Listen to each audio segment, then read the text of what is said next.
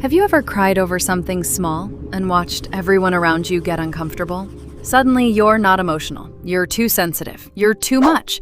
But here's what they don't understand. Crying easily doesn't automatically mean you're weak. Sometimes it means your emotions are simply harder to keep behind the wall, and psychology gives us a few clues why.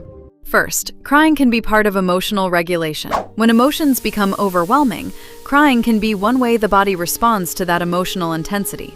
Think about the moment after a really good cry. You're still sad, but somehow you can breathe again. Crying doesn't magically solve the problem, but for some people, it can help release emotional tension. Second, some people genuinely process emotions more deeply.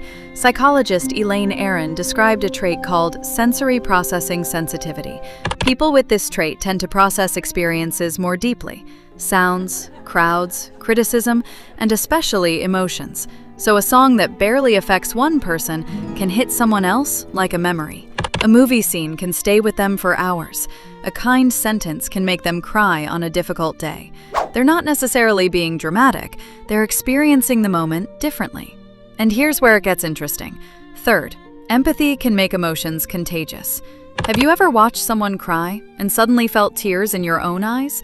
You weren't experiencing their pain directly, but your brain was responding to it. People who are highly empathetic can be especially affected by other people's emotions. That's why they might cry over someone else's story, a stranger's loss, or even a moment of kindness. Their tears aren't always about sadness. Sometimes they're about connection. And fourth, crying doesn't necessarily mean you lack emotional control. In fact, some people who cry easily are very aware of what they're feeling.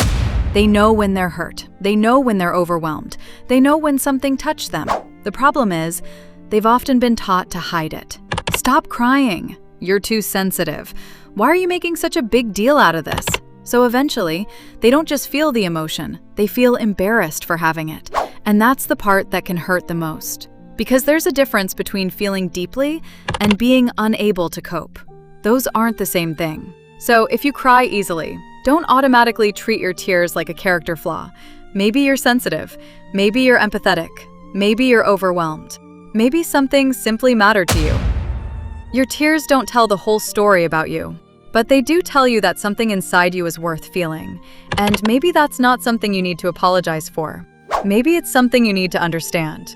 If you want more psychology that makes everyday behavior make sense, subscribe to Behavior Unfolded.